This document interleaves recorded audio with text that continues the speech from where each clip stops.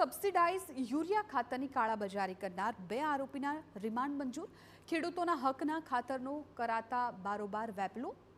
ભાભરના હિરપુરા ગામમાં પોલીસની મોટી કાર્યવાહી। સબસિડાઇઝ યુરિયા ખાતરનો જથ્થો ઝડપી પાડ્યો। આરોપી સબસિડાઇઝ યુક્ત ખાતરને અન્ય થેલીઓમાં પેકિંગ કરી ઊંચા ભાવમાં વેચવાની ફિરાકમાં હતા, ત્યારે પોલીસે રેડ કરી કૌભાંડનો પર્દાફાશ કર્યો છે। આ કૌભાંડ હિરપુરા ગામની સહકારી મંડળીના ગોડાઉનમાં ચાલતું હતું। પોલીસે 15 લાખથી વધુ કિંમતની 500થી વધારે યુરિયા ખાતરની થેલીઓ જપ્ત કરી, સાથે ટ્રક સહિતનો મુદ્દામાલ કબજે કર્યો।